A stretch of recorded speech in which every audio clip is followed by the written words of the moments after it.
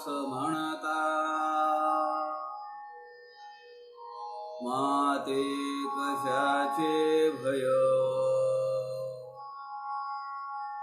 रामा जाईन ज्या स्थळी सुखघना होईल तेथे जय माया भुवनात्रयी तुझ विना नाही तुझा तारक रामा तू सकलार्थ पूर्ण करीशी तू तात मी बालक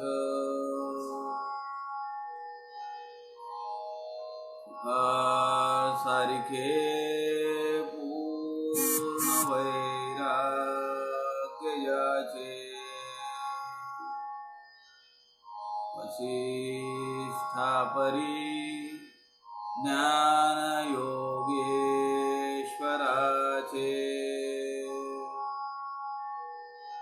कवी वाल्मिकी सारिका मान्य ऐसा नमस्कार माझा सद्गुरु रामदासा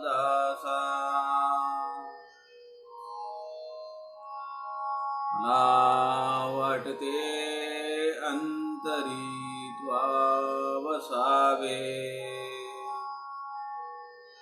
तुझ्या दासबोधासी त्वा बोधवावे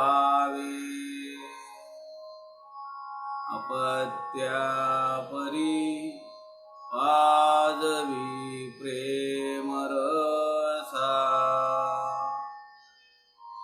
महाराजया सद्गुरु रामदासा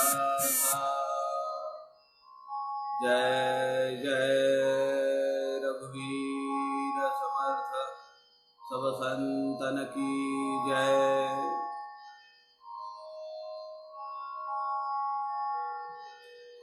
सज्जन हो नमस्कार। संत समागम या लाईव्ह फेसबुक पेजवरून आपण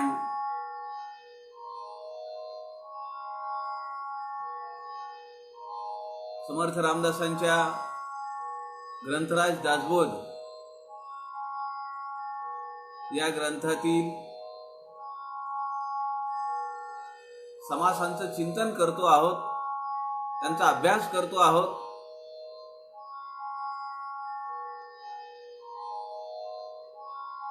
वय अवघे पाऊणशे वयमान, अवघे पाऊणशे वयमान असं आपलं वय। जेवढी सत्र झाली, दासबोध चिंतनाचे भाग झाले, तिथपर्यंत आपण येऊन पोचलेलो आहोत। आपण सातत्याने रोज नित्य नियमाने 2 वाजता उपस्थित राहून समर्थ वाङ्मयाचा आस्वाद घेत आहात। त्यातून माझ्यासारख्या अभ्यासकाला एक उर्मी मिळते, एक रूप मिळतो। आदरणीय प्रवीणजी शास्त्री यांनी ही सगळी व्यवस्था आपल्याला लावून दिली। आपण अत्यंत आपला दास परिवार, समर्थ भक्तांचा परिवार प्रवीणजी शास्त्रींचा आभारी आहे। त्यांच्या प्रती आपण सगळ्यांनी कृतज्ञता व्यक्त करायला पाहिजे। सज्जन हो, काल आपण दशक 15 समास 6 चातुर्य विवरण पाहिलं। अनेक आयाम असलेला हा समास, ज्यामध्ये लिखाणावर समर्थांनी आपलं मत मांडलं, त्यासोबत प्रयत्नवाद,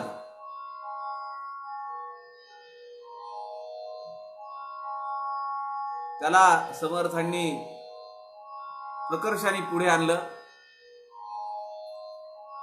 आणि तिसरा जो आयाम आहे या समासातला, भिक्षा मिसे लहान थोर परीक्षून सोडावी, या भिक्षेच्या माध्यमातून आपण अनेक लोकांना कसाला लावलं पाहिजे, कार्यकर्ते जमवले पाहिजेत. आपल्याला माहिती आहे आपण सगळे हे करतो आहोत. जेव्हा आपला दासबोध पारायणाचा सप्ताह असतो किंवा रामनवमी ते हनुमान जयंती, असंही बऱ्याच ठिकाणी पारायणाचा प्रघात आहे. आणि त्यातले काही दिवस किंवा 7ही दिवस किंवा किमान शेवटचे 3 दिवस आपण भिक्षेसाठी जातो, कारण आपल्याला महाप्रसाद करायचा असतो. मग अशा वेळी आपल्या लक्षात यायला पाहिजे की ज्या घरामध्ये आपली आस्थेवाईकपणे विचारपूस झाली, जिथं अत्यंत आदराने प्रेमाने आपल्या सगळ्यांना त्यांनी भिक्षा घातली, आपल्याबद्दल आदर स्नेह व्यक्त केला, अशा लोकांना आपल्याला जोडता आलं पाहिजे, समर्थ वाङ्मयाच्या अभ्यासाला लावता आलं पाहिजे. किंवा आपले जे काही कार्यक्रम होतात मंदिरामध्ये मठामध्ये, त्याला त्या सगळ्यांना आवर्जून बोलावलं पाहिजे. मला एक प्रसंग आठवतो. आमच्या नांदेडमध्ये आपल्याला माहिती आहे की आपल्यापैकी बऱ्याच जणांना त्याची कल्पना आहे. परमपूजनीय दासगणू महाराजांची समाधी गोरठ्याला आहे. परमपूजनीय वरदानंद भारतींनी वस्त्र समाधी या ठिकाणी निर्माण केली आणि किमान 200-250 लोक राहू शकतात अशी व्यवस्था त्या ठिकाणी केलेली आहे. आणि पूजनीय अप्पांचा अत्यंत कटाक्ष आणि आग्रह असा होता, अजूनही त्या सगळ्या ट्रस्टींचा विश्वस्तांचा आग्रह असाच आहे की साधनेसाठी इथे येऊ द्या, सगळी व्यवस्था आम्ही करू. मला सांगायचा मुद्दा असा आहे की लोकांना कसं जोडता येतं. सध्या तिथलं सगळं काम ज्या पाहतात आदरणीय गार्गीताई, या वसुताई देशपांडे आप्पांसोबत राहिल्या. सगळं आयुष्य त्यांनी या मठासाठी वाहून दिलं. कीर्तन, प्रवचन, तिथली सगळी व्यवस्था त्या पाहतात. मला एका गोष्टीचं मोठं कौतुक वाटतं, आणि असे मठ मी पाहिलेले नाहीयेत. तो मठ असा आहे की त्या ठिकाणी दररोज सकाळी ठरलेली मुलं आहेत. सोमवारी किती 4 जण, मंगळवारी 4 जण, बुधवारी 4 जण. ही 4-5 मुलं काय करतात, ती गावातली त्यांना वार लिहून दिलेले, ती येतात, तारखा लिहून दिलेल्या आहेत त्यांच्याकडे. ते येतात, सगळी मठाची साफसूफ करतात, फुलं तोडतात. त्यातल्या मुली ज्या असतात त्या सगळे सुरेख हार तयार करतात. कुणी प्रसादाचं पाहतं. ज्या दिवशी लोक जास्त आहेत त्यांची बैठक व्यवस्था पाहतात. कुठेही ताण नाही. आणि ते करत असताना त्या मुलांना सगळी उपासना पाठ झालेली आहे. दुपारची आरत्या सगळ्या, आज कुठल्या आरत्या आहेत त्या सगळ्या आरत्या पाठ आहेत. संध्याकाळची उपासना, सगळी उपासना पाठ आहे सगळ्या मुलांना. अशी व्यवस्था गोरठ्याला आमच्या आदरणीय गार्गीताईंनी लावलेली आहे. असं आपल्याला काही करता यायला पाहिजे, अशी अपेक्षा समर्थ रामदासांना अपेक्षित आहे. पुढचा जो समास आहे दशक 15 समास 7, या समासाचं नाव आहे अधोर्ध्व निरूपण. या नावामध्येच 2 गोष्टी आहेत, एक अध आणि एक ऊर्ध्व. अधोर्ध्व निरूपण. अध म्हणजे अधोगतीकडे, अधस, आणि ऊर्ध्व म्हणजे ऊर्ध्वगती. समर्थ रामदास असं म्हणतात की या विश्वामध्ये 2 प्रवाह हे अखंडपणे प्रवाहित होत आहेत. अखंडपणे हे दोन प्रवाह चाललेले आहेत. एक आहे ऊर्ध्व गतीचा आणि एक आहे अधोगतीचा.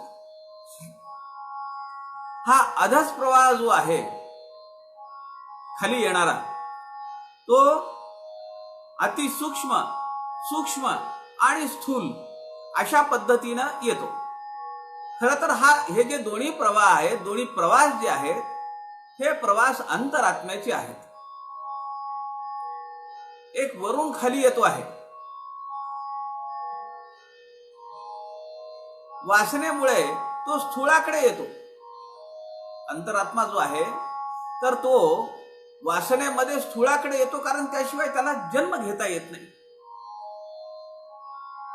ती जी वायुरूप जाणीव आहे, तो जो सूक्ष्म देह आहे, तो अत्यंत सूक्ष्म आहे. पण त्याला वासनेसंगे जन्म घेणे लागेल. त्यात जी सुप्त वासना आहे बीज रूपाने, तर ती अशी खाली येते, अत्यंत सूक्ष्म, सूक्ष्म आणि त्यानंतर स्थूळ, आणि मग ती देह रूपाने जन्म घेते. हा अंतरात्म्याचा प्रवास आहे. दुसरा जो ऊर्ध्व प्रवास आहे, हा प्रवास स्थूळाकडून सूक्ष्माकडे जाणारा प्रवास आहे. म्हणजे त्याच्या विरुद्ध, उलटा विरुद्ध, अधस प्रवासाच्या विरुद्ध, खालून वर, स्थूळाकडून अत्यंत सूक्ष्माकडे जाणारा हा प्रवास आहे. पृथ्वी आणि जड तत्व यांनी भरलेलं हे स्थूळ रूप आहे की जे खाली आहे. आपल्याला माहिती आहे की पंचभूतांची क्रम जर आपण लावला, अनेक वेळा त्याचा पुनरुच्चार समर्थ रामदासांनी केलेला आहे. अंतरात्मा, मूळ माया, त्यातून गुणमाया, नंतर ते ईश्वर, नंतर महद्भूत, पंचमहाभूत, आकाश, वायू. आकाश अत्यंत विरळ आहे. ते आणि परब्रह्म स्वरूप या दोघांची उपमा करता येते, परंतु दोन नाही आहेत, एकसारखे नाही आहेत. कारण या आकाशामध्ये विकार आहेत. आकाश भरून येतं, अखराळ विखराळ आवाज करतं, विजांचे तडाखे देतं, ढग आले की. त्यानंतर वायू चालतो, त्याला थोडं जडत्व आहे, झाडं उन्मळून पडतात.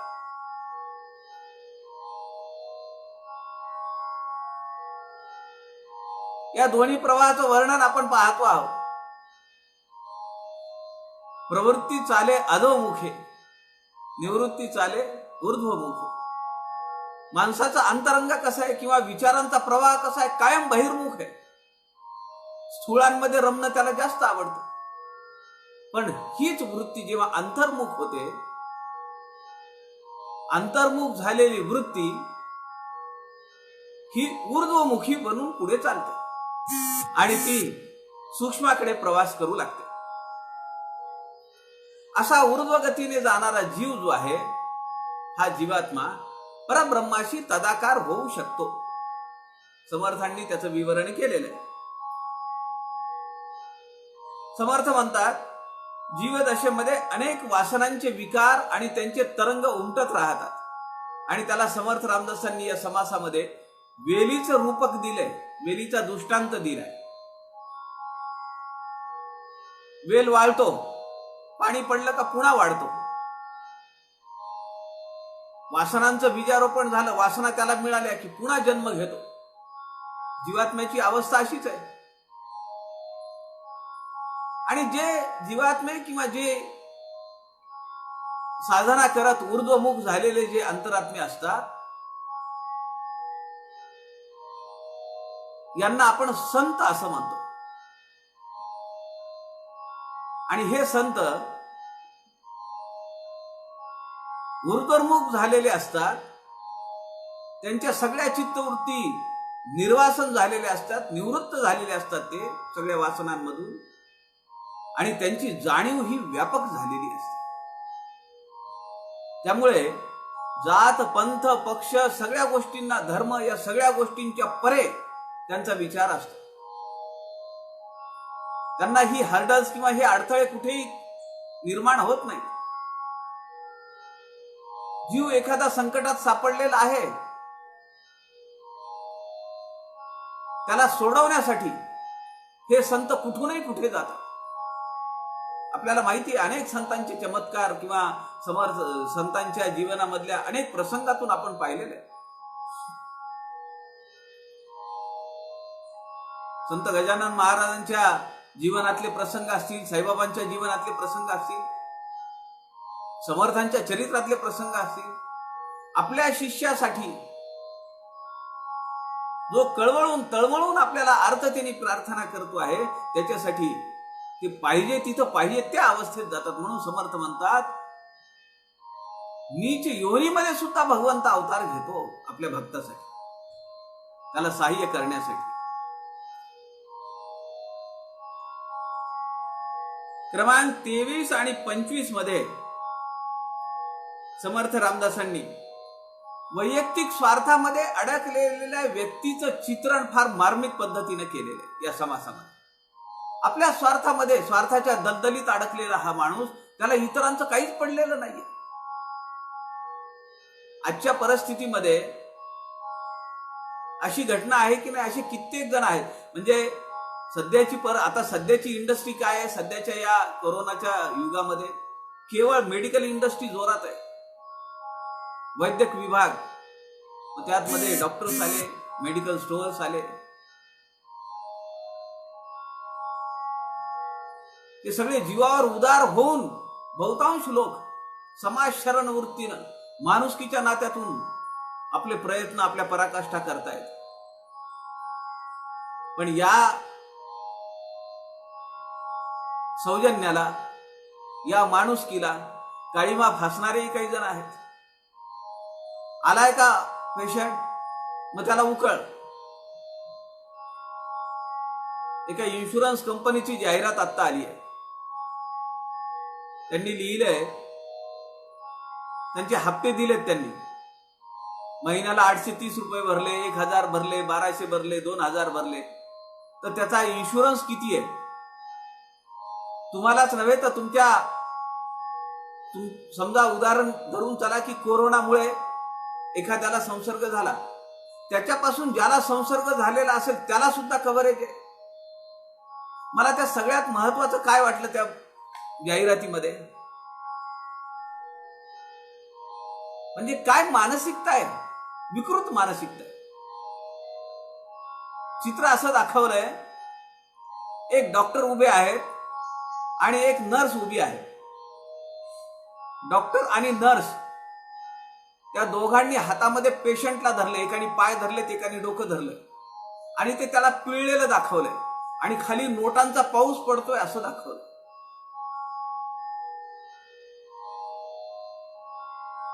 माणुसकीला काळीमा फासणारी हे विचार नाहीयेत का? आणि असं वागतायत काही लोक. सध्याच्या परिस्थितीमध्ये किती अत्यंत भयावह परिस्थिती आहे, दुःखद प्रसंग आहे. सगळ्या विश्वातल्या मानवी जीवनाचं अस्तित्व राहील का नाही अशी परिस्थिती आहे. आणि त्यातूनही कमावण्याची संधी म्हणून काही लोक याचा गैरलाभ घेतायत, गैरअर्थ काढतायत. समर्थांनी या ठिकाणी देव, मानव आणि दानव यांची व्याख्या केलेली आहे. फार सुरेख व्याख्या ही. देव कुणाला म्हणायचं, मानव कुणाला म्हणायचं आणि दानव कुणाला म्हणायचं, यावरून आपण अंतर्मुख होऊन विचार केला पाहिजे की आपण या तिन्ही व्याख्येमध्ये कुठे बसतो, आपण नक्की कोण आहोत. अजून एक समर्थ रामदासांनी या समासामध्ये ओवी क्रमांक 23 मध्ये एक वर्णन केलंय की आपल्याला आपल्या शरीराचं काही समजत नाही. एक बोटाला दुःख झालंय तर दुसऱ्या बोटाला त्याची वेदना समजत नाही. आपण दुसऱ्याची वेदना किंवा दुसऱ्याचं दुःख कधी जाणणार? त्यासाठी आपला प्रवास हा ऊर्ध्व गतीनं व्हायला पाहिजे. निवृत्ती, प्रवृत्तींची निवृत्ती, वृत्तींची निवृत्ती, प्रवृत्तीच्या विरुद्ध निवृत्ती, विचार, कामना, कल्पना, संकल्पना यांचा लय होत राहणे आणि साधनेच्या बळावर अंतरात्म्याचा प्रवास स्थूळाकडून सूक्ष्माकडे होत राहणे हे मानवी जीवनाचं ध्येय. आणि ते ध्येय आपल्याला हस्तगत करण्यासाठी समर्थ रामदास या अद्वैत निरूपण समासामध्ये आपल्याला विवेचन करतायत. समर्थ म्हणतात, नाना विकाराचे मूळ ते हे मूळ मायाच केवळ, अचंचळी जे चंचळ सूक्ष्म रूपे श्रीराम. मूळ माया जाणीवेची, मुळीच्या मूळ संकल्पाची, ओळखी षड्गुणेश्वराची, येण्याची न्याये श्रीराम. प्रकृती पुरुष शिवशक्ती, अर्धनारी नटेश्वर म्हणती, परिते अवघी जगज्योती, मूळ त्यासी श्रीराम. या सगळ्या सृष्टीचं जे मूळ आहे, समर्थ म्हणतात की ती मूळ माया आहे, जगज्योती आहे, अंतरात्मा आहे, ते परब्रह्म आहे की ज्याच्या स्फुरणामुळे नुसतं त्याला वाटलं की एकोहम बहुश्याम, माझ्यासारखे अनेक झाले पाहिजेत, कारण मला एकट्याला कंटाळा आला. आपल्याला कंटाळा येतो एकटा असताना, यावरून त्या परब्रह्माची अवस्था आपल्या लक्षात यायला पाहिजे आणि त्याच्यातलं आणि आपल्यातलं साम्य काय आहे हे समजलं पाहिजे. पण तो अनेक कल्प एकटा राहतो. तसं आम्हाला आमच्या आयुष्यामध्ये, आमचं आयुष्य किती आहे समर्थांनी पुढे वर्णन केलेलं आहे. येण्याची पाडे, किड्या मुंगीसारखं आमचं आयुष्य एका दृष्टीने जर पाहिलं तर. पुढच्या समासामध्ये त्याचं वर्णनच आहे. आमच्या आयुष्यामध्ये काही तास, काही काळ आम्हाला एकांतात राहता आला पाहिजे, जसं परब्रह्म काही कल्प एकटा असतं.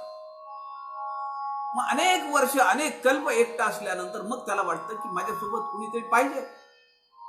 त्याला जे वाटतं ते स्फुरण आहे, ती मूळ माया आहे.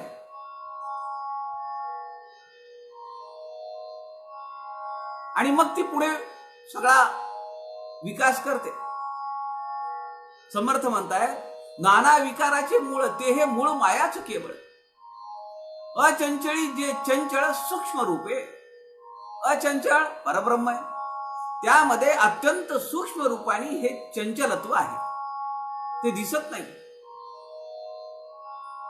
मूळ माया जाणीवेची, मुळीच्या मूळ संकल्पाची, ओळखी षड्गुणेश्वराची, येण्याची न्याये श्रीराम. त्या परब्रह्माची जाणीव रूप जी शक्ती आहे ती मूळ माया आहे.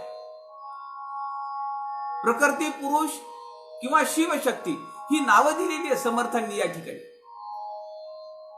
ते परब्रह्म स्वरूप आणि त्याची ही माया, म्हणजे पुरुष आणि प्रकृती किंवा शिव आणि शक्ती किंवा ज्याला अर्धनारी नटेश्वर अशी अनेक नावं आहेत. पण समर्थ म्हणतात, परी ते अवघे जगज्योती मूळ त्यासी.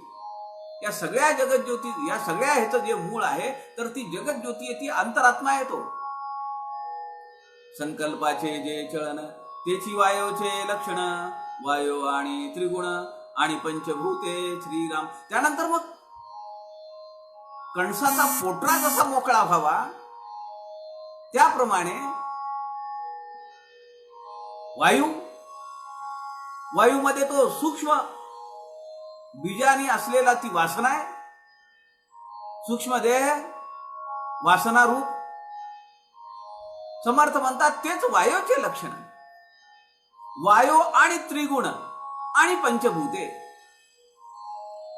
तो वायू, सत्व, रज, तम हे तीन गुण आणि पंचभूत, आकाश, वायू, आप, अग्नी, पृथ्वी, ही सगळी अष्टधा प्रकृती निर्माण होते.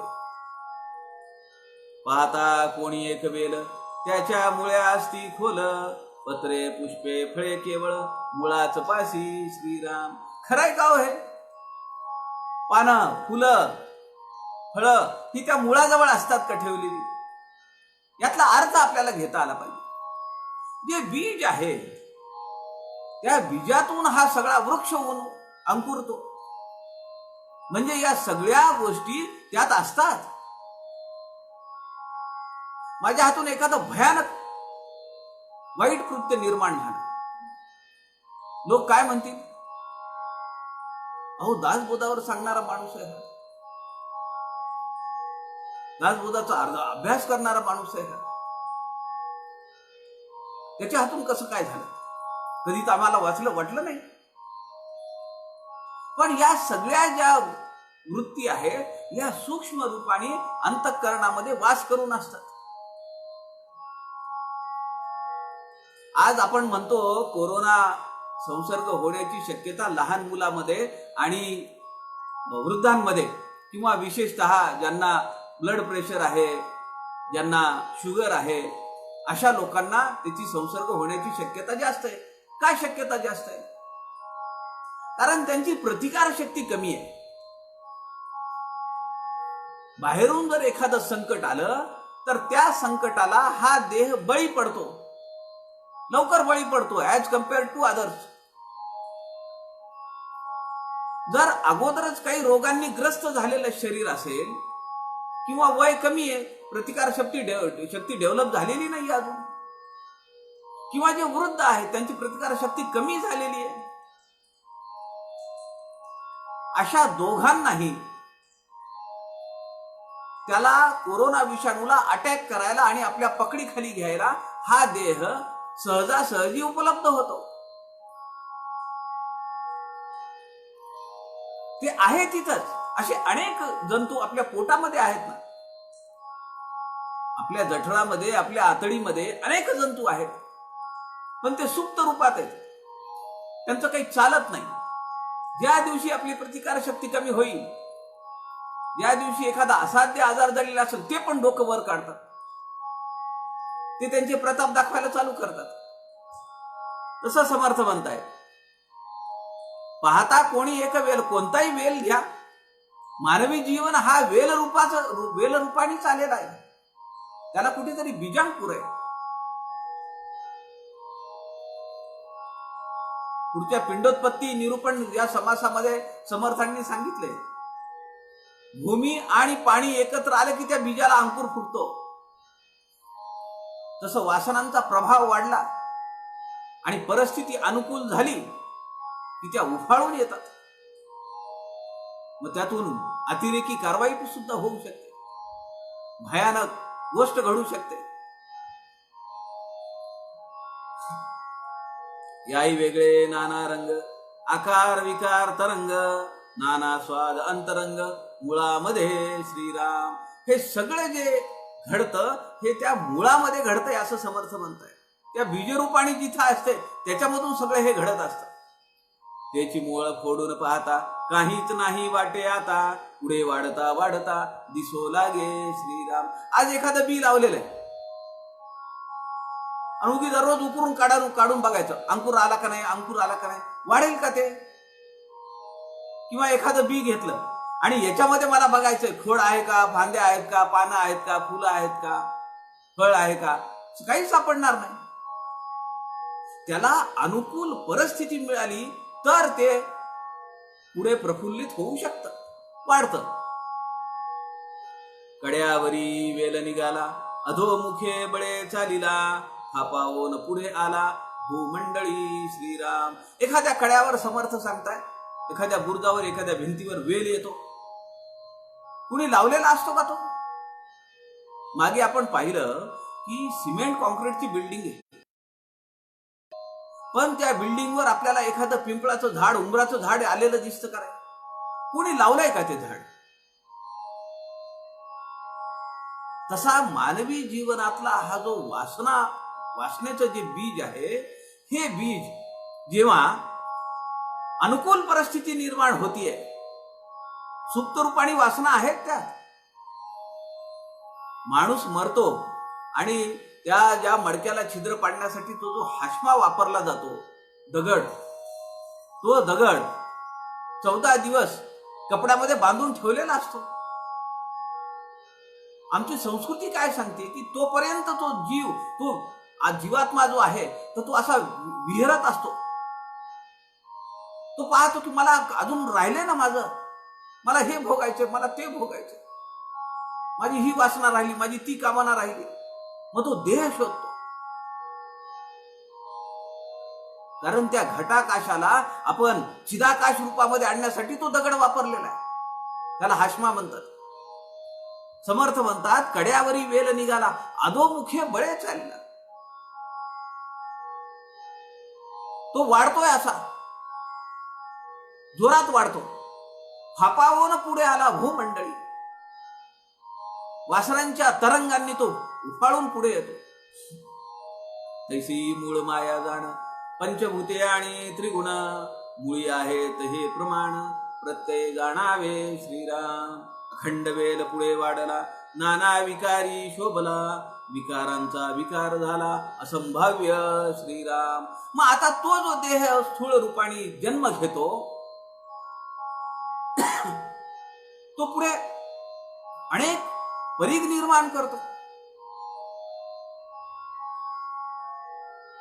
पुढे त्याची वंशावळ तयार होते. अनेक बीजांचं, त्या वासनारूप जे बीज आहेत तर ते असे फोपावून पुढे येतात. नाना फडगरे फुटली, नाना जुंबाडे वाढली, अनंत अग्रे चालली सृष्टीमध्ये श्रीराम. अखंड वेल पुढे वाढला, नाना विकारी शोभला, विकारांचा विकार झाला, असंभाव्य श्रीराम. कित्येक फळे ती पडती, सभेची आणि निगती, ऐसी होती आणि जाती सर्व काळ श्रीराम. एक देह होऊन आलेला ती सूक्ष्म जे वासना बीज आहे, ते देहाला अनुकूल परिस्थिती आली की त्या देहामध्ये तिथं येतं, फलधारणा होते, तो देह वाढायला चालू होतो. तिथे तो जेव्हा प्रकट होतो तेव्हा त्याच्यापासून अनेक देह, अनेक वासनांची बीज, अनेक अंकुर वासनांचे हे डेव्हलप होतात. आणि असा असंभाव्य वेलीचा प्रकार, ती वेल जी आहे तर ती वाढत जाते. आता पावसाळ्यामध्ये बघा तुम्ही, ज्या मोकळ्या जागा असतात रस्त्याच्या बाजूला असलेल्या, कुणी तिथं बीजारोपण केलेलं नाहीये, कुणी काही लावलेली का बियाणं काही लावलंय का त्या वेलींचं, पण त्या वेली कशा वाढलेल्या असतात, अनेक अंकुर निघतात. आणि त्या वेलींपासून त्याची जी फळं खाली पडतात, समर्थ म्हणतायत, नाना फडग, कित्येक फळे ती पडली, सवेची आणि निगती, त्या ती फळं खाली पडतात आणि त्यातल्या बिया पुन्हा अंकुर घेतात, पुन्हा त्यांचं बीजारोपण होतं. एक वेलची वाळले, पुन्हा तेथेची फुटले, ऐसे आले आणि गेले किती एक श्रीराम. पाने झडती आणि फुटती, पुष्पे फळे तेणे चिरिती, मध्ये जीव हे जगती, असंभाव्य श्रीराम. मानवी जीवन कसं विकसित होत आहे, कसा वंशाचा विकास होतो, अनेक वासनांची बीज घेऊन अनेक नाती गोती तयार होतात. या सगळ्याला समर्थ रामदासांनी वेलीचा दृष्टांत दिलेला आहे. मुलं होतात, मुलांना नातू होतात, नातू पंतू होतात पुढे. हे सगळं वर्णन जे आहे तर ते आहे मानवी जीवनाला पॅरलल असं वेलीचं दृष्टांत, वेलीचं रूपक देऊन आपल्याला समर्थ सांगतायत.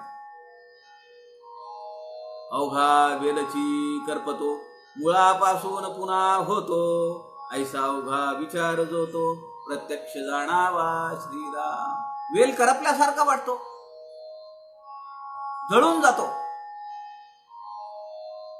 उन्हाळा आला, त्याला पाणी मिळत नाही, तो वेल करपून जातो. आता तिथं काही राहत नाही, वृक्षभूमी तयार झाली. पण पावसाचे 1-2 पाऊस झाले की पुन्हा त्यातून ती पालवी अंकुरते. त्याला वासना बीजाचा असेल. अनुकूल परिस्थिती मिळाली की देह निर्माण आहेच. परवा एका प्रवचनाचा विषय झाला, त्यामध्ये एक प्रश्न विचारला गेला. लोकसंख्या वाढतीये, याचं कारण काय? वासनांची अनेक बीज, जसं समर्थांनी यात वर्णन केलेलं आहे, अधोर्ध निरूपण, तोच तर परिणाम आहे सगळा. अनेक जीव त्या वासनाच्या संगे, वासना बीज रूपाने ते जन्म घेत आहेत. अवघा वेलची करपतो, मुळापासून पुन्हा होतो, ऐसा अवघा विचार जोतो, प्रत्यक्ष जाणावा श्रीराम. मूळ खाणोण काढिले, प्रत्यय ज्ञाने निर्मूळ केले, तरी मग वाढण्याची राहिले सकळ काही श्रीराम. आता समर्थ म्हणतायत की याला उपाय काय? वरवर तो झाड कापून किंवा तो वेल वाळला आता येणार नाही असं नाही, पण हे केव्हा होऊ शकतं, त्याचं निर्मूळ केव्हा करता येईल? जेव्हा मुळापासून उपटला तर. आणि त्याचं मूळ काय आहे? पहिल्या ओवीमध्ये सांगितलंय समर्थांनी, नाना विकाराचे मूळ, हे मूळ मायाच केवळ, अचंचळी जे चंचळ सूक्ष्म रूपे, ती जी माया आहे, ती जी वासना आहे, तिचं निर्मूलन करता आलं पाहिजे. म्हणजे आमच्या सगळ्या वृत्तींचा लय करता आला पाहिजे. चित्तवृत्तींचा लय करता आला पाहिजे. मनामध्ये कुठली वासना, कुठली संकल्प, कुठली अपेक्षा, कसली आसक्ती येता कामा नये. हळूहळू टप्प्याटप्प्याने हा प्रवास करायला लागेल. ही एक प्रकारची साधना आहे आणि अत्यंत अवघड आहे. ही काही बहिरंग साधना नाहीये. एवढे पारायण केले, एवढं वाचन केलं, एवढे यज्ञ केले, असं केलं, तसं केलं, पूजा केली, असं केलं, ही अंतरंग साधना आहे. चंचळ नदीचा आपण समास पाहिलेला आहे. प्रवाहाच्या विरुद्ध पोहत जायचंय. कुणाच्या मनातच येत नाही प्रवाहाच्या विरुद्ध पोहत जायचं. सगळे त्या प्रवाहासोबत जातात आणि मग कुणाचं डोकं फुटतं, कुणी ते जलचर प्राणी जे आहे त्यांच्या भक्ष्यस्थानी पडतात, कुणी साखळीमध्ये अडकले, कुणी भोवऱ्यात अडकले. प्रवाहाच्या विरुद्ध पोहत जाणं ही म्हणजे ऊर्ध्व प्रवास आहे आणि तो आपल्याला करता यायला पाहिजे.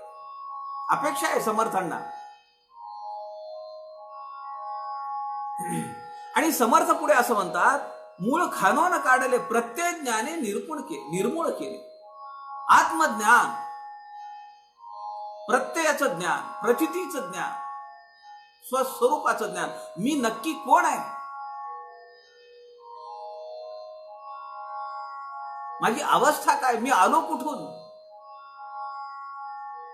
याचा अभ्यास करणं. आणि त्या स्वस्वरूपाचं ज्ञान जर झालं, अरे मी म्हणजे ते परब्रह्म स्वरूप आहे की जिथं विकार नाही,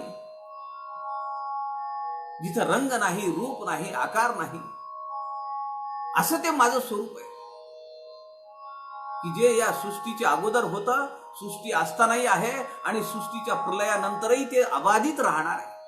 ते जर एकदा समजलं तर मग हा जो काही ऱ्हास होतो आहे, माझ्या अवतीभोवती ज्या घटना घडतायत, मला त्यातून जे दुःख होत आहे, त्यातून जो शोक निर्माण होतो आहे, किंवा चांगली गोष्ट झाली म्हणून हर्ष निर्माण होतो, आनंद निर्माण होतो, त्याच्या परे मी असलं पाहिजे.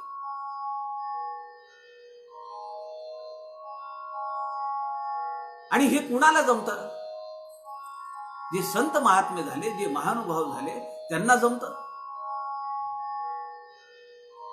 बुडती हे जन न देखवे डोळा, म्हणून कळवळा येत असे, किंवा ऐशी कळवळ्याची जाती लाभाविन करी प्रीती. अशी प्रीती आम्हाला करता येईल का? किंवा कोण बुडतो आहे, बुडती हे जन, तुकाराम महाराजांचं अवघ आहे, म्हणून तर ते आले या त्या उपकारासाठी, म्हणून त्या कामासाठी, म्हणून तर ते त्यांना जन्म घ्यावा लागलाय. आणि ते काय म्हणतायत, सुखे घालावे आम्हाशी, भगवंताला विनवणी करतायत की मला मोक्ष नको आहे, मला पुन्हा पुन्हा जन्माला घाल, आम्हाला गर्भवासी कर, सुखी घालावे जन्माशी, म्हणजे मला हे काम पुन्हा पुन्हा करता येईल. जे लोक हीन आहेत, दीन आहेत, बुडत आहेत, अडलेले आहेत, त्यांचं काहीतरी मला परोपकार वृत्तीनं त्यांना मदत करता आली पाहिजे. मला कुठलाही लाभ अपेक्षित नाहीये, त्यांना मी मदत केली म्हणजे माझं काहीतरी भलं होईल, मला 2 पैसे मिळतील, मला पद मिळेल, मला एखादा सन्मान मिळेल, मला सत्ता माझ्या हातात येईल, काही नाही लागत. ऐशी कळवळ्याची जाती लाभाविन करी प्रीती. ह्या जातीची आपल्याला एकत्र यायला पाहिजे, त्या जातीमध्ये जन्माला यायला पाहिजे. कळवळ्याला जिथं कळवळ आहे अशा लोकांच्या जातीमध्ये, ती मारवाडी, ब्राह्मण, कोंपी असल्या जाती नाही आहेत त्या.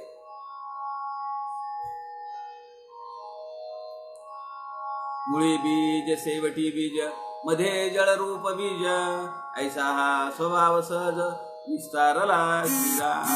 जातो येतो पुन्हा जातो, ऐसा प्रत्यावृत्ती करीतो, परंतु आत्मज्ञानी जो तो अन्यथा न घडे श्रीराम. जो आत्मज्ञानी संत आहे, जो आत्मज्ञानी पुरुष आहे, अधिकारी पुरुष आहे, त्याला पुन्हा जन्म मरण नाहीये, कारण तो काही ठराविक कामानिमित्त इथं आलेला आहे, त्याचं ठरलेलं आहे, त्याचं गणित आहे. मग त्याच्या जन्मकाळी काय त्रास होता, किती संत महात्मे तो, किती चांगल्या कुळामध्ये जन्म झाला त्यांचा, किती आहे बोटावर मोजणे एवढे. बाकीच्यांनी तर किती हाल अपेक्षा भोगल्या, पण एकच ध्यास आहे भगवंताचा. खरं तर ही सगळी मंडळी अवतारी आहेत, मग त्यांना चांगले अवतारी आहेत, हुकमी आहे, सगळं त्यांच्या हातात आहे सगळं, तर ते चांगल्या घरामध्ये सोन्याच्या चमचा तोंडामध्ये घेऊन जन्माला यायला पाहिजे. पण त्यांना माहिती आहे की त्याची ती सुख वस्तूपणा आपल्या अंगी लागता कामा नये. सामान्य माणूस जो आहे तो खितपतलेला आहे, जो अज्ञानी आहे, त्याला वर काढायचं, मग त्याच्या रूपामध्ये आपण जायला पाहिजे. नीच याती नीच कुळी असा त्यांचा जन्म. अत्यंत हाल अपेष्टामध्ये सगळ्या संतांचं आयुष्य गेलेलं आहे, पण किती महान कार्य त्यांनी करून ठेवलं. समर्थ म्हणतायत जातो येतो पुन्हा जातो, सामान्य माणूस आहे. कारण आपण काय केलेलं असतं की पुढच्या जन्माची समर्थ म्हणतात त्यांच्या शब्दामध्ये सुती घेतली, ऍडव्हान्स देऊन ठेवला, याच जन्मात मला पुढच्या जन्मात यायचंय म्हणून. म्हणजे भगवंताची इच्छा जरी असली की याला मुक्त करावं तरी भगवंत मुक्त करू शकणार नाही. का? कारण आम्ही ऍडव्हान्स देऊन ठेवलाय पुढच्या जन्माचा.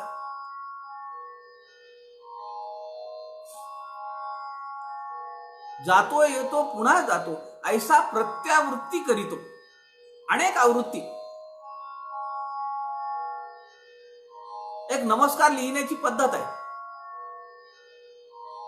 सप्रेम नमस्कार, सादर नमस्कार, सविनय नमस्कार. त्यामध्ये एक आहे कृतानेक नमस्कार. नमस्काराच्या अनेक कृती करणे म्हणजे कृतानेक नमस्कार. लोक फक्त क्रू काढून टिंब देतात, मग ते क्रू म्हणजे काय माहित नाही. मी माझ्या 1-2 मित्रांना विचारलं, ते म्हणाले कृपापूर्वक नमस्कार, कृतानेक नमस्कार. तसं समर्थ म्हणतात ऐसा प्रत्यावृत्ती करीतो. अनेक आवृत्त्या त्याच्या होतात जन्म मरणाच्या, पण त्यातून काही बोध घेत नाही. परंतु आत्मज्ञानी जो तो अन्यथा न घडे. पण जो आत्मज्ञान मिळवतो, जो त्या परब्रह्म स्वरूपाची प्रचिती घेतो, त्याला पुन्हा जन्माला यायची गरज नाही. न घडे ऐसे जरी म्हणावे, तरी काहीतरी लागे जाणावे. अंतरीच पडे परी ठावे, सकळा सकैचे श्रीराम. तेणेसीच कार्यभाग करीती, परंतु तयास नेणती. दिसे नाते काय करती, बापुडे लोक श्रीराम. समर्थ म्हणताय संतांचं वाङ्मय पहा, संतांचं जीवन पहा, त्यातून काहीतरी आदर्श घ्या, काही विचार करा. ते कसे जगले. संकुचित वृत्ती सोडणे आणि व्यापक होणे. दिसे नाते काय करती वापुडे लोक. तळमळ आहे समर्थांना. पुढे समर्थ म्हणतात, जे आपलेची अंतर तद्रूपची जगदांतर, शरीर भेदाचे विकार वेगळाले श्रीराम. अंघोळीची अंघोळीस वेदना, एकीची एकी सकळेना, हात पाये अवयव नाना, येण्याची न्याय श्रीराम. समर्थ म्हणतायत, अंघोळीची अंघोळीस वेदना, एका बोटाची वेदना दुसऱ्या बोटाला समजत नाही. बऱ्याच वेळा होतं का नाही, नखाला काहीतरी लागलेलं असतं, पण आपण काहीतरी पटकन काम करायला जातो आणि पुन्हा ठसकन तिथं लागतं, जीव कळवळतो आपला. बाकीच्या बोटांना, हाताला, बाकीच्या अवयवांना त्याचं काही पडलेलं आहे का? म्हणजे एकाच देहामध्ये असताना सुद्धा एवढा संकुचित विचार मानवी जीवनामध्ये, मानवी देहामध्ये व्याप्त आहे की त्याला त्याच्या हाताचं काही समजत नाही. एका बोटाचं दुसऱ्या बोटाला जाणीव नाहीये. एक मोठा विचार समर्थ रामदासांना या समासातून, या ओव्यांमधून द्यायचा. काय विचार आहे? पुढे समर्थ म्हणतात, अवयवाचे अवयव नेणे, मातो परांचे काय नेणे, काय जाणे, परांतर या कारणे जाणवेना श्रीराम. हा प्रश्न आहे. एका बोटाला मार लागलेला आहे, तो दुसऱ्या बोटाला समजत नाही. माझ्या डोळ्याला मार लागलेला आहे, माझ्या हाताला, कानांना काही समजतं का तिथं? पटकन हात जातो डोळ्यावर. डॉक्टरांनी चष्मा दिलेला आहे, त्याला ते काही झाकण लावलेलं आहे. ते कशासाठी लावलंय? असं काहीतरी होऊ नये म्हणून. पायाला मार लागलेला असतो, पण वळतो आपण पटकन इकडे तिकडे, कारण बाकीचं जे शरीर आहे त्याला त्याची काही घेणं देणं नाहीये. माऊलींनी अंग अंगी भाव एक शब्द वापरलाय, फार सुरेख शब्द आहे तो. खरं तर अंग अंगी भाव आणि समर्थ जे वर्णन करतायत हे कॉन्ट्राडिक्टरी आहे, विरोधाभास निर्माण करणार आहे. पण समर्थांना हे अपेक्षित आहे की जे माऊलींनी पटवून दिलेलं आहे. माऊली म्हणते अंग अंगी भाव असणे म्हणजे काय, की डोळ्यांना दिस नाही. डोळ्यांचं काम काय? पाहणे. खरं तर डोळे हे इंद्रिय आहेत आणि डोळ्यांच्या मागे चक्षु नावाची एक शक्ती आहे की जी त्या चैतन्यावर आधारित आहे. कान आहेत, कानाला श्रवण नावाची जी शक्ती आहे ती शक्ती आहे म्हणून ऐकायला येत आहे. जीभ आहे, जिभेवर जे नोडूल्स असतात त्यातून चव समजते. समजा ते जर नसले तर जीभ आहे दिसायला, पण उपयोग काय? दातांची कवळी बसवलेली असते, त्याच्याने अक्रोड फोडता येईल का? कठीण वस्तू खाता येतील का? ते दिखाऊ पण आहे, शक्ती नाहीये तिथे. समर्थ या ठिकाणी म्हणतात, तर माऊलींनी काय सांगितलं की अंग अंगी भाव असणे म्हणजे डोळ्यांना दिसतं. डोळे म्हणतील का मी आता फार पाहायचं काम केलंय, आता नाकाला काम करू द्या, मी उद्यापासून तोंडाचं काम करणार आहे, जेवण करणार आहे. हात असं म्हणतील का फार दिवस झाले आम्ही हलतो आहोत, कामं करतो आहोत, आता आम्ही चलायचं काम करणार आहे. पाय कधी म्हणतील का आम्ही चलून चलून खूप थकलो, आता आम्ही हाताचं काम करणार आहे. होईल का असं? असा अंग अंगी भाव असणं म्हणजे एकमेकांचं सुख दुःख पाहणं. आपलं काम विहित जे कर्म दिलेलं वाट्याला आपल्या वाट्याला आलेलं आहे ते विहित कर्म करत राहणं म्हणजे अंग अंगी भाव आहे. समर्थांना इथं तोच अपेक्षित आहे. समर्थ म्हणतायत अवयवाचे अवयव नेणे. अरे हा साधा उदाहरण आहे, म्हणतायत की तुझ्या जीवनामध्ये एक अवयव दुसऱ्या अवयवाला जाणत नाहीये, मग तो पराचे काय नेणे, पराचे काय जाणे. मग असं असताना तू दुसऱ्याचं अंतर कसं राखशील? पण राखायची साधना करायची आपल्याला की जेणेकरून अंग अंगी भाव आपल्या अंतःकरणात आणि आपल्या वृत्तीत निर्माण झाला पाहिजे. माऊलींनी सांगितलेला एकाचे. आता हा प्रश्न आहे मातो पराचे काय जाणे, कसं जाणशील तू? पण जाणू शकतो आपण का? कारण त्याच्यात जी जाणीव आहे तीच जाणीव माझ्यात पण आहे. मग त्याचा उदाहरण, त्याचा दृष्टांत समर्थांनी पुढच्या ओळीमध्ये दिलाय. एकाची उदके सकळ वनस्पती, नाना अग्रभेद दिसती, खुडिली तितुकीच सुकुती, येरते टवटवीत श्रीराम. पाणी आहे ना म्हणाले, पाणी सगळ्या वेलीमध्ये सगळीकडे आहे. ते पानातही आहे, फुलातही आहे, खोडातही आहे, मुळातही आहे, फळामध्येही आहे. ते एक तत्व सगळीकडे आहे. जसं ते वेलीमध्ये आहे, जसं ते झाडामध्ये आहे, तसं आमच्या प्राणी जगतामध्ये सुद्धा आहे, मानवी जीवनात सुद्धा आहे. जे तत्व माझ्यात विराजमान आहे तेच तत्व तुमच्यात विराजमान आहे. जर ते एक असेल तर मग तुमचं आणि माझं वेगळं आहे का? आपल्याला एकमेकांचं समजलं पाहिजे ना, एकमेकांसाठी धावून जायला पाहिजे ना. तुमचं काही दुखत असेल, अडलं असेल, नडलं असेल, शिव भावे जीव सेवा, स्वामी विवेकानंदांनी सांगितलेला संदेश रामेश्वरला हेच तर सांगतो.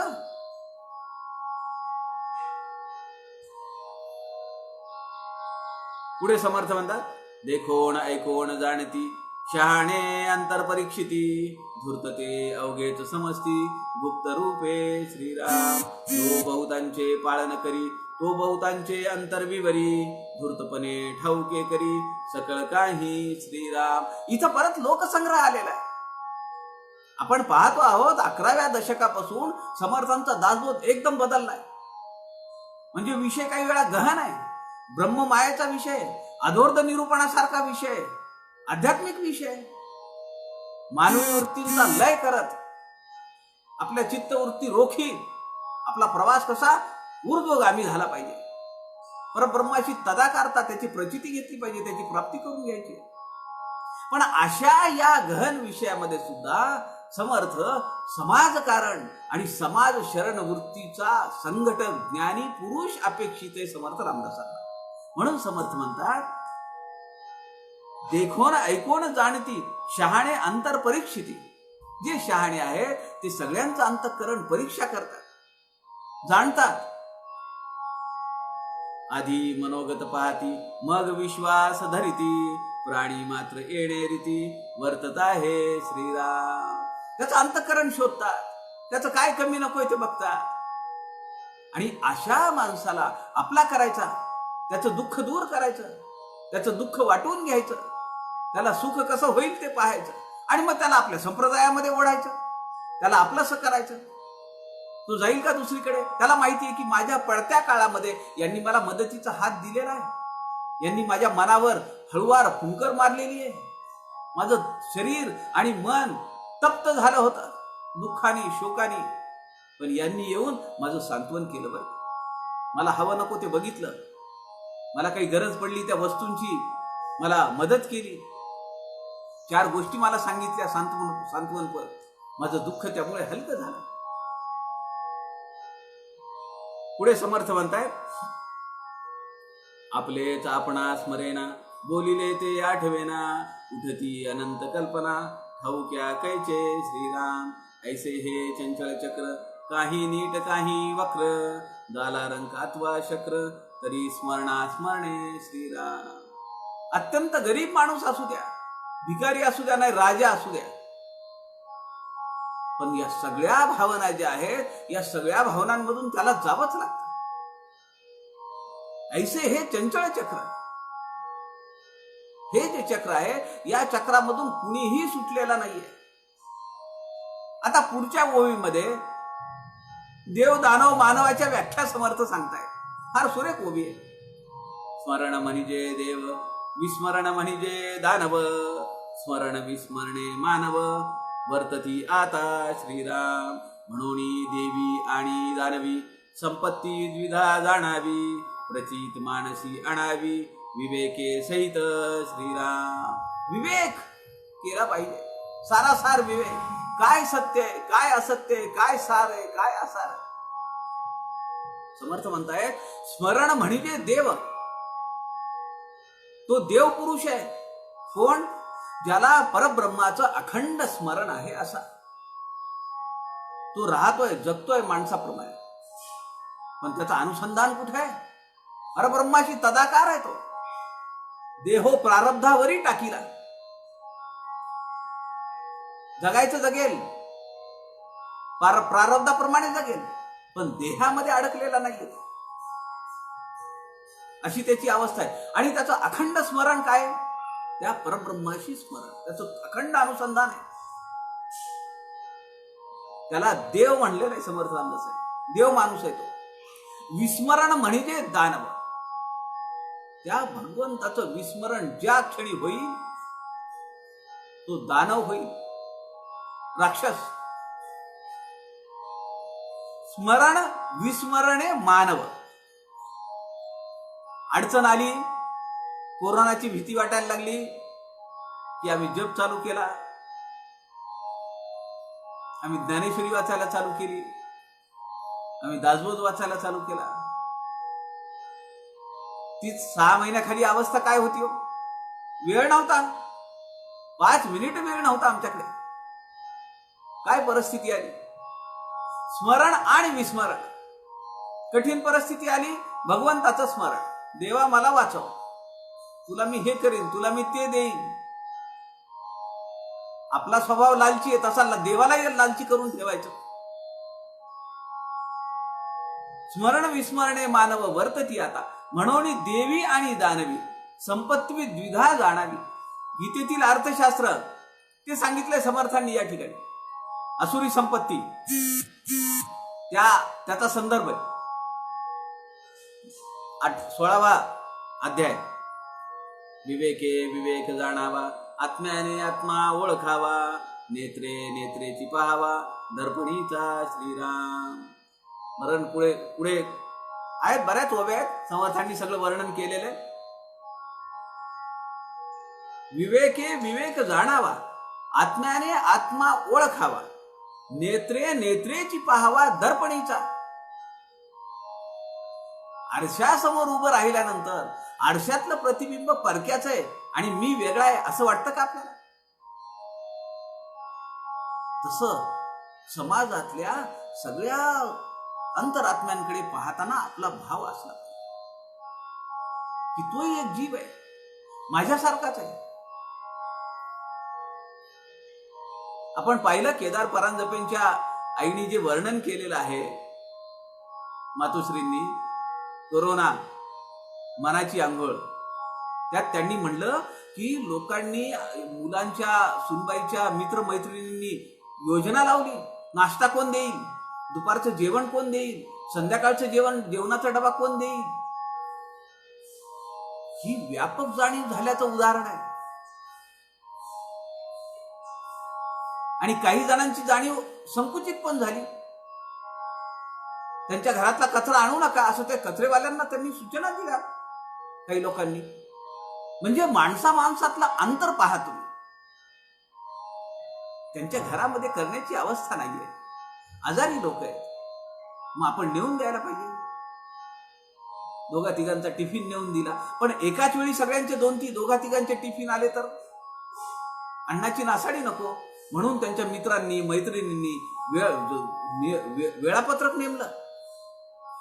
सकाळचा नाश्ता एक जण देत आहे, दुपारचं जेवण एक जण देत आहे, संध्याकाळचा डबा एक जण देत आहे. अशी व्यापक जाणीव झाली पाहिजे, तर आपली साधना ऊर्ध्वमुख चाललेली आहे असं आपल्याला म्हणता येईल. स्मरणा माझी विस्मरण, हेच भेदाचे लक्षण, एकदेशी परिपूर्ण होत नाही श्रीराम. पुढे शिके मागे विसरे, पुढे उजेडे मागे अंधारे, पुढे स्मरे मागे विस्मरे, सकळ काही श्रीराम. आमची अवस्था अशीच आहे. पुढचं वाचतोय आम्ही, मागचं विसरतोय, पुढचं वाचतोय, मागचं विसरतोय, मागे अंधार, पुढे उजेडे. कायम स्मरण असलं पाहिजे. तुर्या जाणावी स्मरण, सुषुप्ती जाणावी विस्मरण, उभयता शरीरी जाण, वर्तती आता श्रीराम. या 4 अवस्था आहेत, जागृती, स्वप्न, सुषुप्ती आणि तुर्या. समर्थांनी तुर्या अवस्था त्याचं वर्णन केलेलं आहे. तुरी अवस्था की जी ज्ञान अवस्था आहे, भगवंताचं अखंड अनुसंधान, ही तुरी अवस्था आहे. देहबुद्धी नाहीये. समर्थ म्हणतात तुर्या जाणावी स्मरण. तुर्या ही अवस्था जी आहे तर ती स्मरण अवस्था आहे. स्मरण हे भगवंताचं अखंड अनुसंधान. सुषुप्ती जाणावी विस्मरण. सुषुप्ती म्हणजे गाढ निद्रा. आपण गाढ निद्रेत असतो. शरीर मन इंद्रिय सगळे झोपलेले असतात. पण तुर्यावस्थेमध्ये अखंड ज्ञानमय अवस्था आहे. ब्रह्माचं स्मरण आहे, ज्ञानमय अवस्था आहे. सुषुप्ती ही अज्ञानमय अवस्था आहे. गाढ झोप लागलेली आहे. बुद्धी मन सगळं सगळं झोपलेलं आहे त्या ठिकाणी. मन आणि इंद्रिय दोन्ही लपलेली आहेत, झोपलेली आहेत. समर्थ म्हणतात कायम तुर्यावस्थेत राहणं म्हणजे ऊर्ध्वगतीला जाणं, परब्रह्माची तदाकारता. हा समास या ठिकाणी संपतो. पुढचा जो समास आहे दशक 15 समास 8 सूक्ष्मजीव निरूपण. या समासामध्ये समर्थ रामदासांनी हा जो सूक्ष्म शब्द वापरलाय समर्थ रामदासांनी दशक 15 समास 8 सूक्ष्मजीव निरूपण. सूक्ष्म या शब्दाचा अर्थ समर्थ रामदासांनी क्षुद्र असा घेतलाय. जसा काही ठिकाणी मन हा जीव रूपाने घेतलाय, जीव या शब्दाला साम्य शब्द म्हणून, तसा सूक्ष्म या शब्दाला क्षुद्र या अर्थाने समर्थ रामदासांनी या ठिकाणी हा शब्द घेतलेला आहे. समर्थ म्हणतात या समासामध्ये माणसाचं आयुष्य हे अत्यंत अल्प आणि क्षणभंगूर आहे.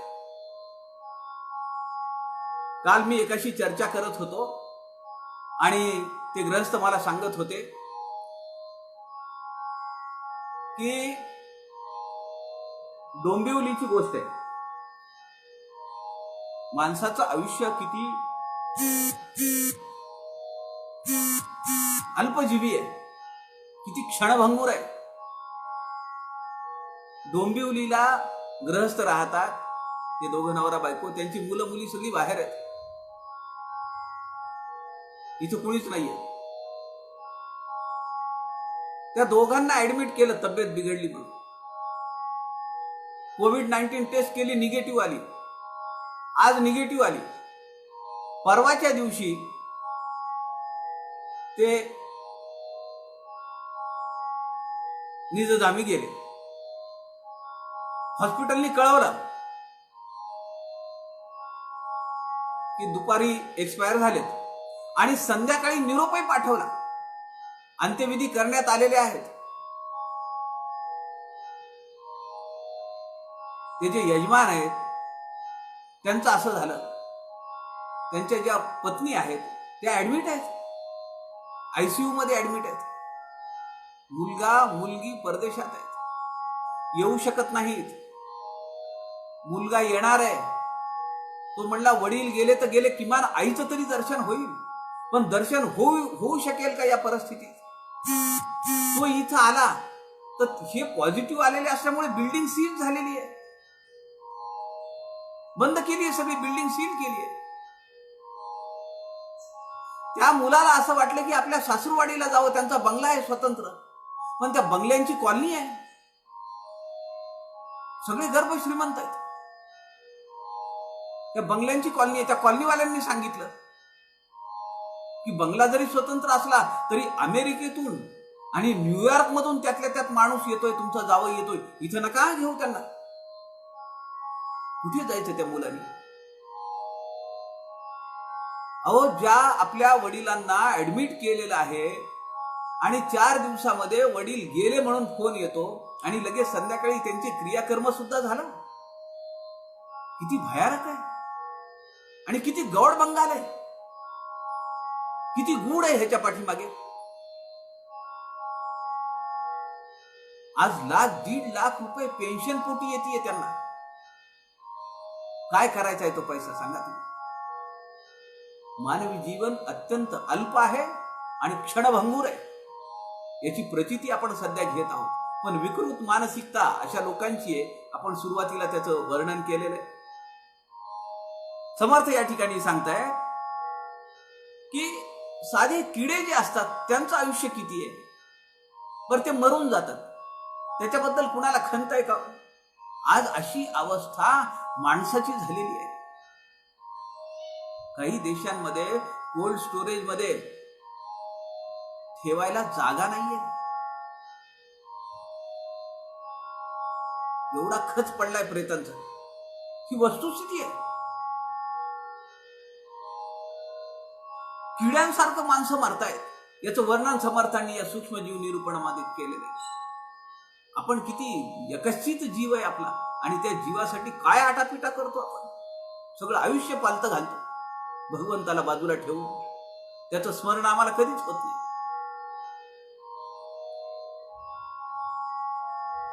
माणूस अहंकार मिरवतो आपल्या बुद्धीचा. काय जीवन आहे, काय बुद्धी आहे, पण त्या बुद्धीचा अहंकार मिरवतो. समर्थ रामदासांनी या सूक्ष्मजीव निरूपण समासामध्ये ओवी क्रमांक 27-28 मध्ये अक्षरशः असूड ओढलेत आपल्या ज्ञानाचा अहंकार मिरवणाऱ्याला. आणि पैशामुळे, शिक्षणामुळे, ज्ञानामुळे माणूस किती उन्मत्त होतो, किती मुजोर होतो.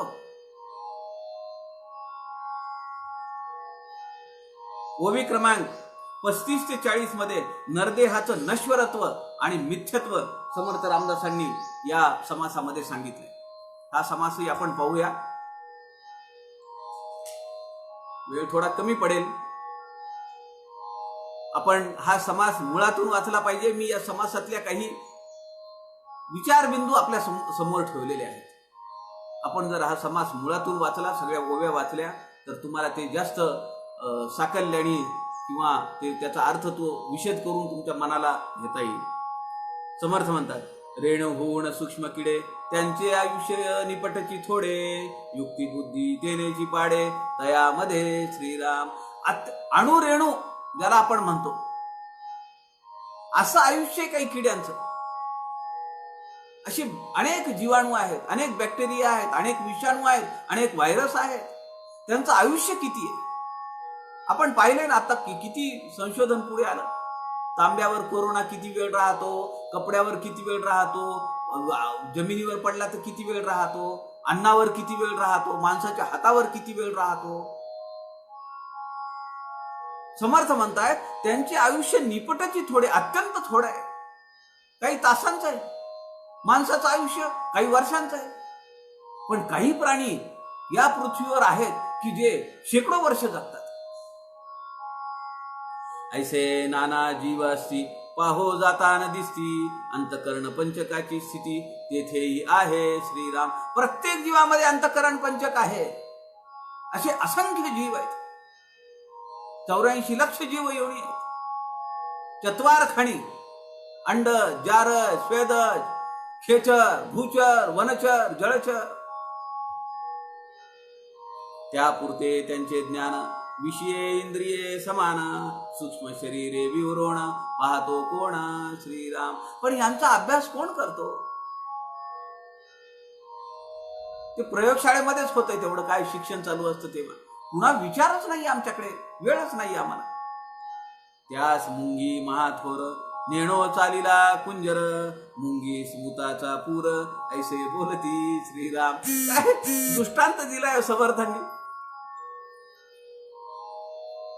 म्हणजे समर्थांची विनोद बुद्धी सुद्धा किती प्रतिभा संपन्न आहे. समर्थ म्हणतात अनेक जीव आहेत, सूक्ष्म जीव आहेत. तशीच मुंगी आहे. मुंगीचं जीवन तरी काय, कित्येक मुंग्या पायाखाली तुडवल्या जातात.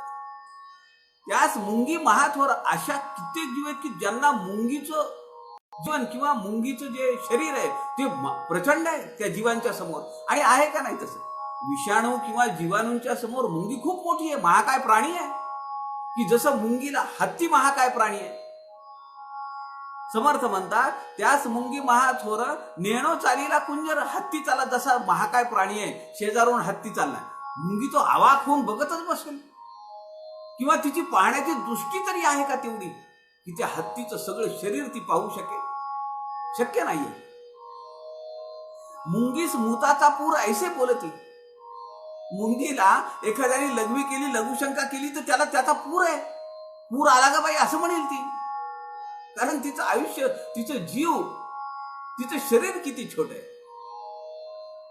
जसा नदीला पूर आल्यानंतर आपली अवस्था होते तशी अवस्था मुंगीची होतीये. त्या मुंगी समान शरीरे उदंड असती लहान थोरे, समस्तामध्ये जीवेश्वरे वस्ती की जे सग श्रीराम. या सगळ्यांमध्ये जीवात्मा आहे, त्या परब्रह्माचा अंश आहे. जीवेश्वर वस्ती की जे. ऐसिया किड्यांचा संभार उदंड दातला विस्तार, अत्यंत साक्षेपी जो नर तो विवरण पाहे श्रीराम. जो साक्षेपी नर आहे, जो पुरुष आहे, जो या सगळ्या गोष्टींचा विचार करतो की माझं आयुष्य कशासाठी आहे, मी जन्माला कशासाठी आलो, माझ्या आयुष्याचं गंतव्य ठिकाण काय आहे, उगम ठिकाण काय आहे, तो ज्याचा विचार करतो त्याला इतर जीवांमध्ये, त्या शरीरांमध्ये असलेल्या जीवात्म्याची जाणीव आहे. तो त्याचा विचार करू शकतो. शरीर भेदे आहार भेदे वाचा भेदे गुण भेदे, अंतरी वसिजे अभेदे एक रूपे श्रीराम. शरीरानी आणि आहारानी याच्यानी भेद निर्माण झालेले आहे, समर्थ सांगताय. ऐसी अवघी विवरण पाहे, ऐसा प्राणी कोण आहे, आपल्या पुरते जाणवणार आहे किंचित मात्र श्रीराम. सगळी माणसे जी आहे तर ती आपल्या आयुष्यापुरतं, माझं कुटुंब आणि मी एवढ्यापुरतंच जगतायत. समाजाचं त्यांना काहीच पडलेलं नाहीये, इतर जीवांचं काहीच पडलेलं नाहीये. एवढ्या संकुचित वृत्तीनं जगणं समर्थ रामदासांना मान्य नाहीये. जेथे जीवन तेथे जीव, हा उत्पत्तीचा स्वभाव, पाहता याचा अभिप्राव उदंड असे श्रीराम. पृथ्वी गर्भी नाना निरे, त्या निरामध्ये शरीरे, नाना जिन्नस लहान थोरे, कोण जाणे श्रीराम. एक प्राणी अंतरिक्षर असती, तेही नाही देखील क्षिती, वरीच्या वरी उडवून जाती, पक्ष फुटल्यानंतरे श्रीराम. असंख्य जीव आहेत. जिथं जिथं पाणी आहे तिथं तिथं जीव आहे. आणि आपण पाहिलंय पुढे सुद्धा, आता पुढचा जो दशक आहे सप्तती अन्वयाचा, तर त्या दशकामध्ये आप निरूपण, पृथ्वी निरूपण हे सगळे विषय आलेले आहेत. आणि त्यामध्ये समर्थ म्हणतायत की पाण्याशिवाय उत्पत्ती नाहीये. की जे आधुनिक विज्ञानाने आज जे 150-200 वर्षामध्ये जे विज्ञान जन्माला आलंय, त्यांनी सांगितलं की पाण्यामध्ये पहिला जीव जो तयार झाला त्याचं नाव आहे एक पेशी अमिबा. 350 वर्षापूर्वी आजच्या आधुनिक विज्ञानाचा चमत्कार सांगणारे, सूत्र सांगणारे संत रामदास आहेत. हे वैशिष्ट्य आहे. समर्थ म्हणतात जेथे जीवन तेथे जीव. म्हणून पाणी किती महत्वाचे आहे आमच्या आयुष्यात. या पृथ्वीवर 70% पाणी आहे, तरी पण आज आम्हाला जागा राहायला कमी पडतीये का नाही? पाण्याचं दुर्भिक्ष जाणवत आहे का नाही? नाना खेचरे, ही एक ओवी आहे. एक प्राणी अंतरिक्ष असती, तेने नाही देखील क्षिती, वरीच्या वरी उडवून जाती, पक्ष फुटल्यानंतरे श्रीराम. मी परवा आपल्याला सांगितलं, फ्रिगेट नावाच्या जातीचा पक्षी आहे की जो जमिनीवर येतच नाही. समर्थ म्हणताय बघा, समर्थांचं सूक्ष्म निरीक्षण किती आहे. मला फार वैशिष्ट्य वाटतं की असा काही पक्षी आहे, हे त्या काळामध्ये 350 वर्षापूर्वी संत रामदास आम्हाला सांगतायत. असे काही जीव आहेत की ज्यांनी पृथ्वी पाहिलीच नाही. नाना एक प्राणी अंतरिक्ष असती, तो अंतरिक्षातच आहे, आकाशातच आहे. तेने नाही देखील क्षिती, क्षिती म्हणजे जमीन, त्यांनी पृथ्वी पाहिलीच नाही, जमिनीवर आलाच नाही. वरच्या वरी उडवणं जाती, पक्ष फुटल्यानंतर त्याचं जे अंड असतं, अंड जो देतो, मी परवा तुम्हाला आपल्याला सांगितलं, याची चर्चा झाली आहे. हवेमधून जे घर्षण होत आहे, त्या घर्षणामधून त्याचं हॅचिंग होतं आणि त्या अंड्यातून पिल्लू बाहेर येतं आणि तो पक्षी पुन्हा वरच जातो, तो जमिनीवर येतच नाही. काय निरीक्षण आहे समर्थ रामदासांचं. 350 वर्षापूर्वी अशा पक्ष्यांचं वर्णन, अशा जीवांचं वर्णन समर्थ रामदासांनी केलेलं. उष्ण तेज वेगळे करुणी, जेथे तेथे जीव योनी, कल्पनेपासून होती प्राणी, कोण जाणे श्रीराम, नाना अवघड करणी केली, कोणी देखिली ना ऐकिली, विचित्र कळा समजली, पाहिजे सर्वे श्रीराम, थोडे बहुत समजले, पोटापुरती विद्या शिकले, प्राणी उगेच गर्वे गेले, मी ज्ञाता म्हणून श्रीराम. मला तुम्ही सांगा सज्जन हो, आज या काळामध्ये एवढं आधुनिक विज्ञान असताना, टेलिस्कोप असताना, काय काय आमच्याकडे शस्त्र आहेत, काय काय विज्ञानातली आधुनिक उपकरणं आहेत, पण ते ज्ञान अजून आम्हाला नाहीये. आणि जे ज्ञान आम्ही मिळवतो त्याचा अहंकार किती आहे. समर्थांनी ज्ञानी आणि अहंकारी पुरुषाला असूड फोडलेले. आपण अंतर्मुख व्हायला पाहिजे. थोडे बहुत समजले, काय थोडी पोपटपंची जमली, पोटापुरती विद्या शिकले, डाळ तांदूळाची विद्या शिकले, प्राणी उगेची गर्वे गेले, मी ज्ञाता म्हणून, मला हेच ज्ञान आहे, माझी ह्याच्यात पीएचडी आहे, मी 12 वर्ष झाली, 20 वर्ष झाली दासबोधाचा अभ्यास करतोय, काय अहंकार आहे. 1000 प्रवचन केली, काय अहंकार आहे. एवढे लेख लिहून आणले, एवढी पुस्तकं छापली, कसला अहंकार आहे. समर्थ म्हणतात प्राणी उगेच गर्वे गेले, मी ज्ञाता म्हणून, ज्ञानाचा अहंकार. अहो, ज्या समर्थांनी 350 वर्षापूर्वी हा शोध आपल्याला सांगितला, त्यांना कुठे ज्ञानाचा अहंकार नाही. अहो, त्यांचं वाङ्मय किती आहे. मी काल आपल्याला बोलत बोलत म्हणालो की अनेक जण लिहित आहेत भारुडांवर, डब गाण्यांवर, आणि मी बोलता बोलता असं बोलून गेलो की कदाचित विद्याताई लवेकर या भारुडावर लिहिणाऱ्या पहिल्या लेखिका असतील, समर्थांच्या भारुडांचं विवेचन करणाऱ्या.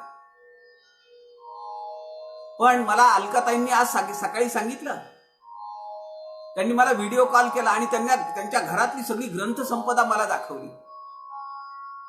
आपण अत्यंत म्हणजे माझ्या ज्ञानातच भर पडली आहे, मला कल्पना नव्हती. प्रसाद प्रकाशन पुणे यांनी 12 ग्रंथ काढायचं ठरवलंय. 10 झालं, काढून झालेत. 2 ग्रंथ होत आहेत प्रोसेसमध्ये.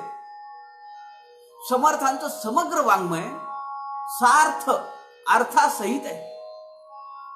म्हणजे समर्थांच्या दंडी गाण्यावर विवेचन आहे, डफ गाण्यावर विवेचन आहे, समर्थांच्या भारुडांवर विवेचन आहे, मानपंच, षड्रिपू निरूपण, सगळ्या समर्थांच्या वाङ्मयावर विवेचन आहे, पदपदांतरावर त्याच्यावर विवेचन आहे. त्याचा काय अर्थ आहे.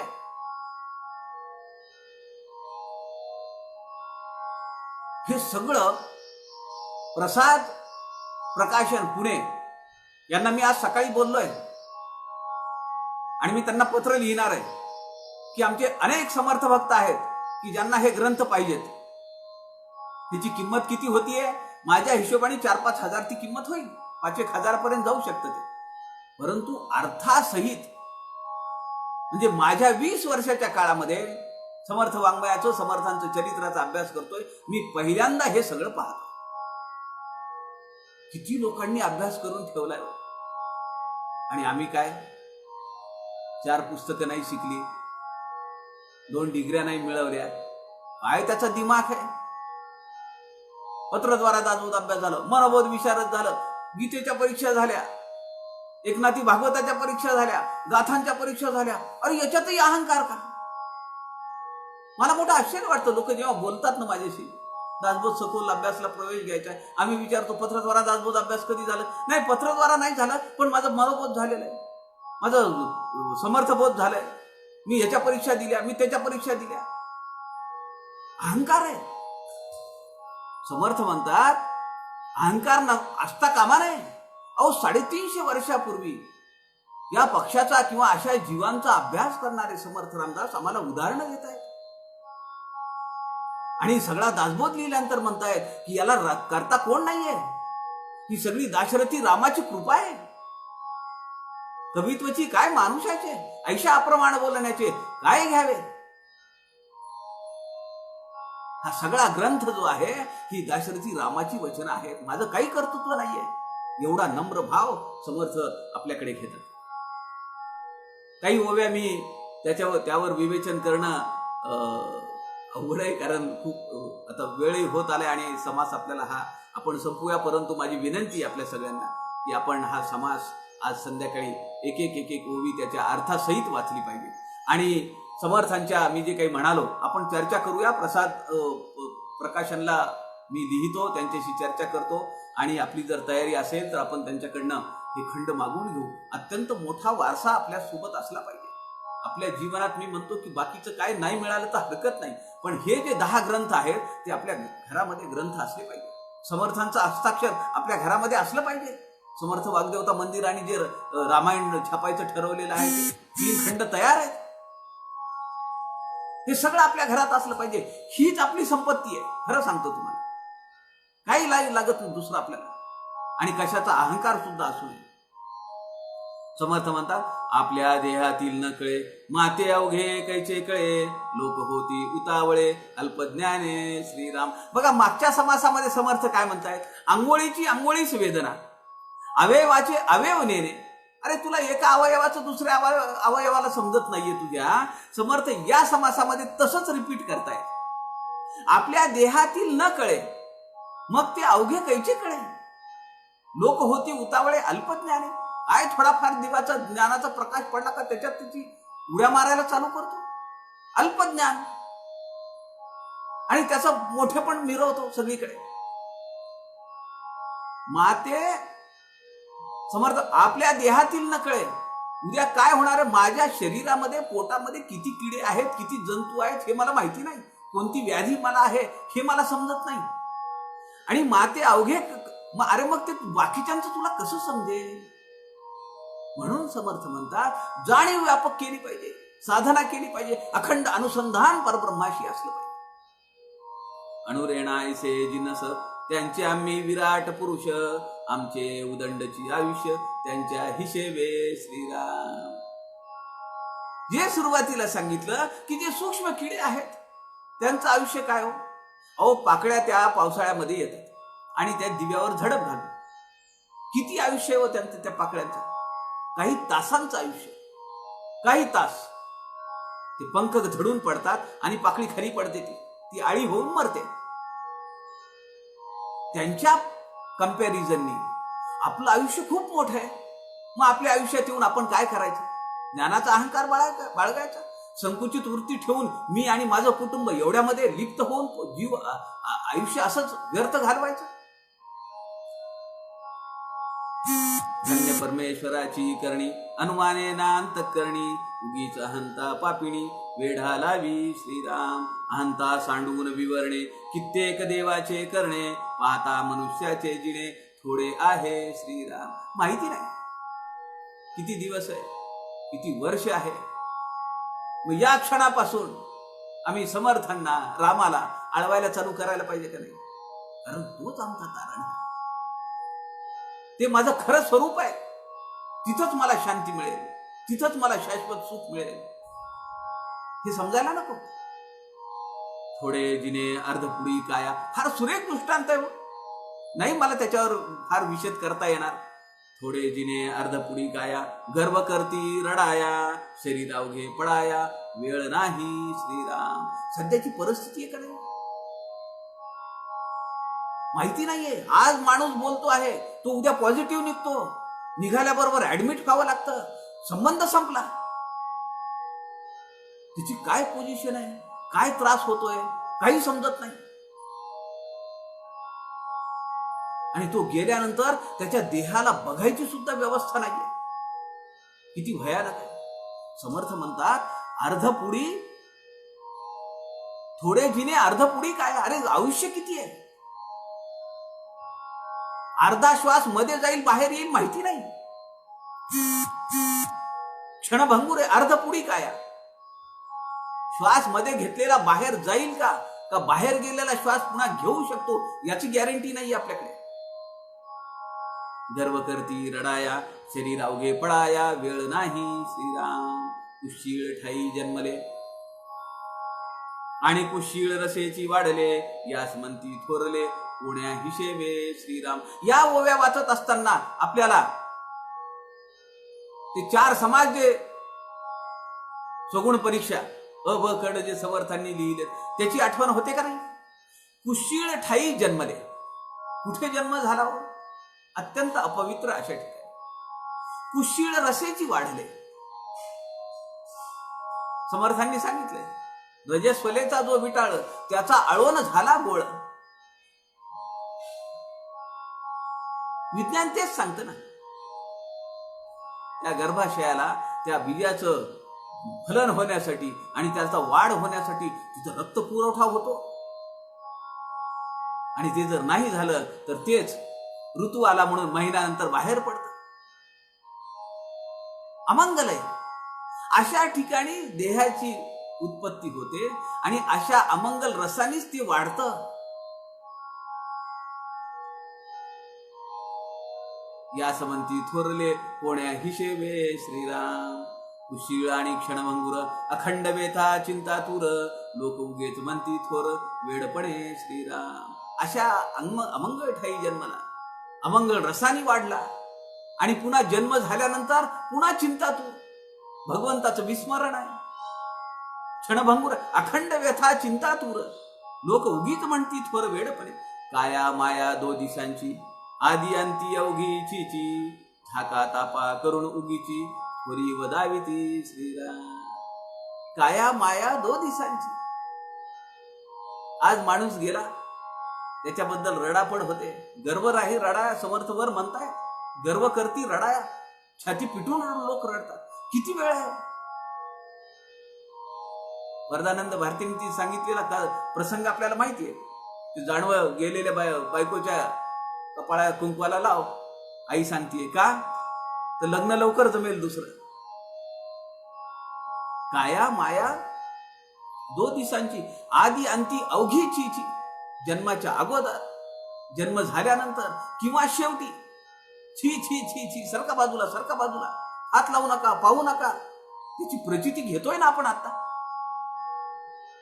जवळ जाणं तर फार लांब राहिलं. देहाचं दर्शन सुद्धा नाहीये. प्लास्टिक मध्ये गुंडाळून परस्पर विल्हेवाट.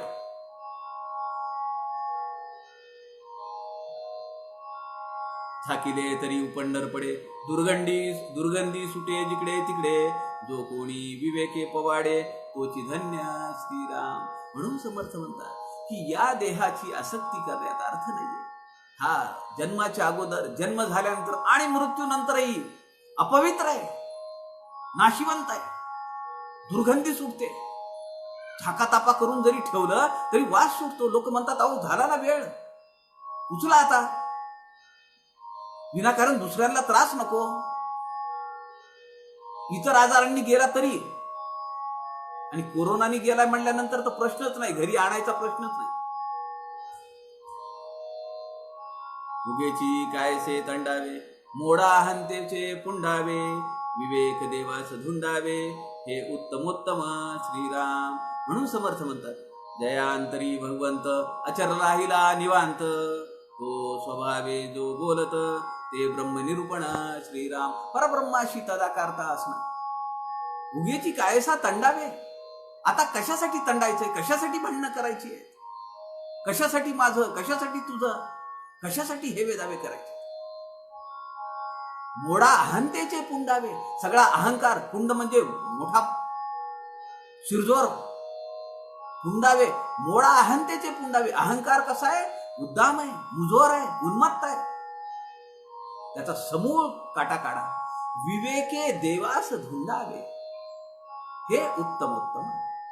त्या भगवंताचं, त्या परब्रह्माचं, या सृष्टीचा, निर्माणाचा जो मुख्य देव आहे त्याला ओळखण्यासाठी जी प्रक्रिया करायची, जी साधना करायची, ही मानवी जीवनामध्ये अंततोगत्वा आमचं हे ध्येय आहे. आणि तेच उत्तमोत्तम आहे. आणि ते परत आपल्याला शिकण्यासाठी म्हणून उद्या दुपारी 2 वाजता आपण पुनश्च भेटूया. आपल्या सगळ्यांच्या हृदयस्थ परमेश्वरास नमस्कार करतो. झालेली सेवा समर्थांच्या चरणी अर्पण करतो. जय जय रघुवीर समर्थ.